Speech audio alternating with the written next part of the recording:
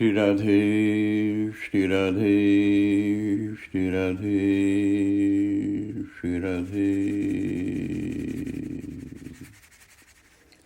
श्री राधे श्री राधे श्री राधे श्री राधे श्री राधे श्री राधे। कहा जाता है कि विभीषण ने रावण के साथ विश्वासघात किया। यहाँ तक कि आज तो विभीषण विश्वासघाती का पर्याय बन गया है, परंतु ये सच नहीं है। विभीषण ने तो रावण को राम से जोड़ने का प्रयत्न किया था। इस प्रयत्न में उसे रावण का भूकंपी चरण प्रहार भी सहना पड़ा था। रावण तो स्वयं विभीषण को लंका से अलग कर देता है। विश्वासघात तो रावण की ओर से था।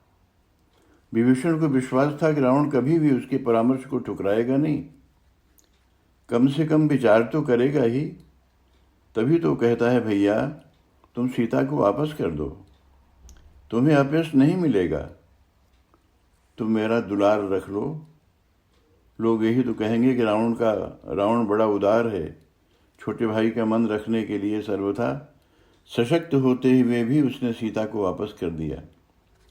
विभीषण को अपने ऊपर नाज था, उसका विश्वास था कि रावण उसकी बात कभी टालेगा नहीं।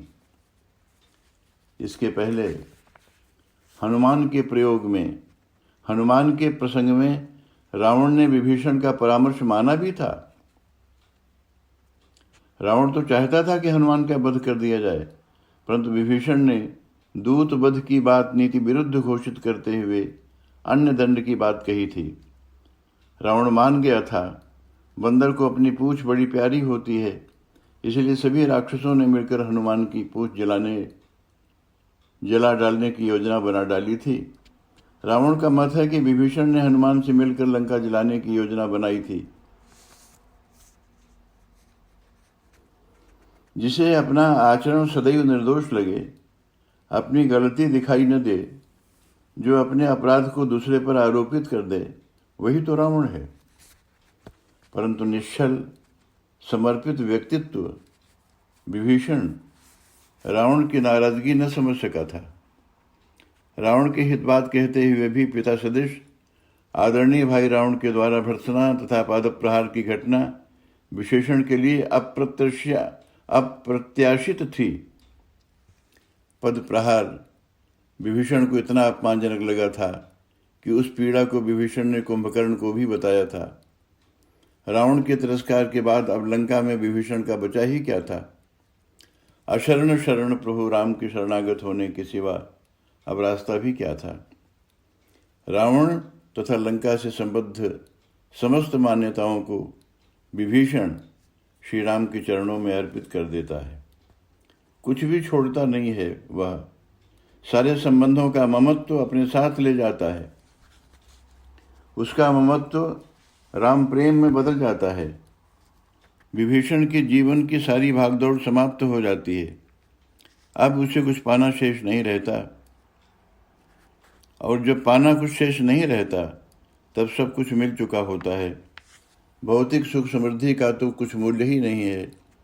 विभीषण लंका का अपना अधिकार छोड़ देता है। वह वासना को छोड़ने की साधना नहीं करता, वह वासना के ऊपर उठ जाता है। वासना अपने आप छूट जाती। वासना मुक्ति ही अंतस्तम की अनुभूति है तथा सर्वस्व की प्राप्ति है। सब कुछ विभीषण ठुकरा देता है। हनुमान लंका पहुँचे हैं राम का संदेश लेकर। जगत जननी जानकी को संदेश भी देते हैं। माँ की आज्ञा से फल भक्षण के लिए अशोक वाटिका में विचर रहे हैं। हनुमान उलझना नहीं चाहते। वे एक वृक्ष की ऊंचाई पर जा बैठे हैं, परंतु पहरेदारों के साथ साथ राक्षसी सेना ने भी उन पर आक्रमण कर दिया। घोर युद्ध की स्थिति उत्पन्न हो गई। शस्त्रविहीन हनुमान वृक्षों को उखाड़कर राक्षसी सेना पर फेंकने लगे। राक्षसी सेना में भगदड़ मच गई।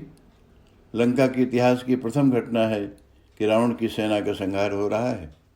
सर्वत्र भय और आतंक का वातावरण व्याप्त हो गया। क्रुद्ध रावण ने अंततः अपने परम बलशाली पुत्र मेघनाद को भेजा। हनुमान के पराक्रम के समक्ष मेघनाद हतप्रभ है। उसके सभी शस्त्र निष्फल हो गए। विवश होकर उसने ब्रह्मास्त्र का प्रयोग किया। ब्रह्मास्त्र की मर्यादा को तो मानना ही पड़ेगा। फलतः हनुमान ब्रह्मास्त्र के समक्ष झुक गए और इस तरह बंदी बना लिए गए हनुमान। मेघनाद को गोस्वामी तुलसीदास विनय पत्रिका में काम का प्रतीक मानते हैं। हनुमान परम वैराग्य हैं। मेघनाद के हाथों हनुमान की पराजय काम के द्वारा वैराग्य की पराजय है। इसका तात्पर्य यह है कि काम अपने प्रथम प्रहार में हनुमान जैसी महाशक्ति को भी पराभूत कर सकता है, परंतु हनुमान की तरह ही जो अविचल बना रहे, पराजय को भी परमात्मा की कृपा मानकर स्वीकार कर ले, वही अंत में विजय का वर्ण करता है। गोस्वामी जी का संकेत है कि काम ही व्यावहारिक सत्ता है। शरीर रहते काम का आघात सहना ही पड़ता है, परंतु जो अविचल अडिग बना रहकर काम को राम की ओर मोड़ देता है, वह राम ही बन जाता है। रावण अपने को ब्रह्मा, विष्णु और महेश से भी बड़ा मानता है, तभी तो वह स्वयं को ब्रह्मांड का स्वामी मानने लगता है। परंतु हनुमान रावण को उस तत्व का संकेत करते हैं जिसकी प्रेरणा से ब्रह्मा सर्जन करते हैं, विष्णु पालन करते हैं, शंकर संहार करते हैं। वह ये समझाना चाहते हैं कि जिन ब्रह्मा, विष्णु, महेश पर रावण अपना प्रभुत्व मानता है, जिनकी कृपा से रावण का सर्वस्व है, उनसे भी बड़ा कोई है और वे हैं राम। आवश्यकता तर्क की नहीं, अनुभूति की है। अनुभूति के बिना ज्ञान अंधा है। रावण एक बार अनुभव कर ले कि उसने गलती की है, यह अनुभव आते ही रावण राम बन जाएगा। हनुमान जी दार्शनिक तथा व्यवहारिक दोनों दृष्टियों से रावण को समझाने का प्रयत्न करते हैं और उसी परम तत्व अखिल कोटि ब्रह्मांड नायक प्रभु राम का अपने को संदेश वाहक मानते हैं। हनुमान रावण का यह भ्रम दूर करना चाहते हैं कि जिसके बल और कृपा पर रावण को इतना गुमान है, वे भी किसी की कृपा पर हैं। रावण ने तो एक ब्रह्मांड के ब्रह्मा, विष्णु, महेश को जाना है, परंतु जिसके रोम रोम में करोड़ों ब्रह्मांड व्याप्त हैं और ब्रह्मांडों के सर्जक, पालक, संहारक कोटि कोटि ब्रह्मा, विष्णु, महेश जिसके कृपा कटाक्ष पर आश्रित हैं, वह श्री राम हैं। उनकी पत्नी का हरण रावण ने किया है। उनके साथ विरोध करने पर भी रावण को कोई नहीं बचा सकेगा। हनुमान की विनम्रता को रावण ने राम की दुर्बलता माना था। संदेश भेजा था लक्ष्मण ने भी रावण को उसके गुप्तचर शुक सारन द्वारा। लिखा था पत्र में, मूर्ख रावण, बातें बनाकर अपने को धोखे में मत डाल। जिन शंकर और ब्रह्मा की कृपा का तुझे गरूर है, राम के विरोध में तुझे ये कदापि नहीं बचा पाएंगे।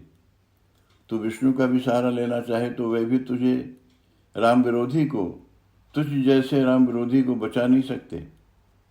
मैं तुझे शुभ परामर्श देता हूं कि विभीषण, जैसे विभीषण ने किया है शरणागति, उसी तरह तू भी प्रभु चरण कमलों का सेवक भ्रमर बन जा, अन्यथा श्री राम की बाण रूपी आग में तेरा सारा परिवार पतंगे की तरह जल मरेगा।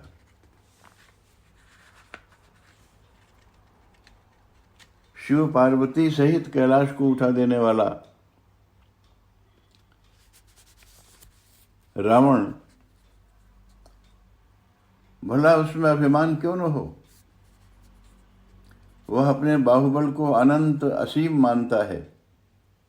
देवता, दानव, मानव कोई भी तो उसके बाहुबल पराक्रम के पार न जा सके। वह इतना व्यसनी है कि सब इंद्र के समान अकेला ही नित्य भोग विलास में डूबता है। राम जैसा प्रचंड काल उसके सर पर है तो भी उसे कोई चिंता नहीं। रावण की आत्म प्रवंचना की भावना से रानी मंदोदरी पूर्णतः परिचित हैं। इसके पूर्व वह 2 बार रावण को समझाने, उसे सन्मार्ग पर लाने का प्रयास कर चुकी हैं, परंतु दंभी रावण निरुत्तर होकर भी उसे बहलाने की असफल चेष्टा करता है। मंदोदरी रावण को समझाने में राम के विश्व रूप का परिचय देती हैं। उसके नयन सजल हो आए हैं। अति स्निग्ध प्रार्थना भरी वाणी में वह कहती है, हे प्रिय, राम को मनुष्य मत मानो। जिन वेदों की तुम दुहाई देते हो वही इन्हें विश्वरूप प्रतिपादित करते हैं। यह समग्र दृश्यमान चराचरात्मक जगत श्री राम का ही रूप तो है। वे सहस्र शीर्ष हैं, उनका पादमूल पाताल है, ब्रह्मलोक सिर है, अन्य लोग तो उनके रोम रोम में समाये हैं। जिनका भ्रू संजालन महाकाल है, सूर्य उनके तेज हैं और बादल केश, अश्विनी कुमार उनकी नासिका है, उनकी पल्लों का खुलना दिन है, बंद होना रात्रि, उनके श्रवण दशों दिशाएं हैं, वायु ही उनका श्वास प्रश्वास है, वेद उन्हीं की वाणी है, लोह उनका अधरोस्थ है तथा यम कराल दांत है, उनकी हंसी ही माया है, दिक्पाल भुजाएं हैं, अग्नि मुख है और वरुण जिह्वा। जगत की उत्पत्ति, पालन, प्रलय उनकी इच्छा है। विश्वम्भरा पृथ्वी की समग्र शक्ति उनकी रोम पंक्ति मात्र है। पर्वतमालाएं उनकी अस्थियां तथा सरिताएं उनकी नसें हैं। समुद्र उनका उदर है और अधोभाग की इंद्रियां शुद्धि की अपेक्षा होने के कारण यातना है। अहंकार की समष्टि शिव, बुद्धि की समष्टि ब्रह्मा, मन की समष्टि चंद्रमा तथा चित्त की समष्टि सत्व प्रधान होने से महत तत्व ही उनका अंतःकरण है। वे ही अखिल कोटि ब्रह्मांड नायक हैं। ऐसे उन श्री राम के चरणों में प्रीति करो प्रियतम, मेरा सुहाग उजड़ने से बचा लो। इसके पूर्व मंदोदरी 2 बार और भी रावण को समझाने का प्रयत्न कर चुकी, परंतु तब उसने राम के विष्णु रूप पर का संकेत दिया था। अव्यक्त निर्गुण निराकार रूप पर रावण का विश्वास नहीं, सगुण साकार रूपों पर वह अपना नियंत्रण मानता है। ब्रह्मा और शंकर उसके संकेत की प्रतीक्षा करते रहते हैं। विष्णु साकार रूप में कभी आगे आए नहीं, देवता दैत्य उसका लोहा मानते हैं। ऐसी दशा में राम, लक्ष्मण या हनुमान जैसे तुच्छ नर बानरों की चिंता वह कैसे करता है? हनुमान ने समझाने की चेष्टा की थी। अपना परिचय देते समय कहा था, अपना परिचय देते हुए कहा था हनुमान ने कि रावण, मैं उसका दूत हूँ जिसकी कृपा कटाक्ष से ब्रह्मा सृष्टि का निर्माण करते हैं, विष्णु पालन करते हैं तथा तुम्हारे गुरुदेव शंकर को संहार की शक्ति प्राप्त है। जिसकी कृपा से सहस्रमुख शेष वन पर्वतों सहित समस्त ब्रह्मांड को शीश पर धारण करते हैं, जो विविध शरीर धारण कर तुम जैसे शठों को शिक्षा देता है और देवताओं की रक्षा करता है। जिस शिवधनुष का स्पर्श करने का तुम्हें साहस न हुआ था, उसे जिसने पलक मारते तोड़ दिया था, खरदूषण, त्रिशिरा, बाली जैसे अत्याचारियों का जिसने दमन किया है, जिसके बल का अंश मात्र पा जाने से तूने चराचर को जीत लिया है तथा जिसकी प्रिय पत्नी को तूने छल पूर्वक चुरा लिया है। हनुमान जी ने स्पष्ट रूप से रावण को समझाने का प्रयत्न किया है कि ये त्रिदेव ब्रह्मा, विष्णु तथा शिव एक ब्रह्मांड के प्रतिनिधि हैं। ऐसे असंख्य प्रतिनिधि उस राम के, जिसे रावण सामान्य नर मानता है, रोम रोम में समाये हैं, परंतु रावण पर हनुमान के सत्परामर्श की विपरीत प्रतिक्रिया होती है। हनुमान के उपदेशों का उपहास करते हुए वह सभासदों को संबोधित कर कहता है, देखो तो जरा इस बानर का दुस्साहस, ये मुझे उपदेश देने चला है। श्री राधे, श्री राधे, श्री राधे, श्री राधे।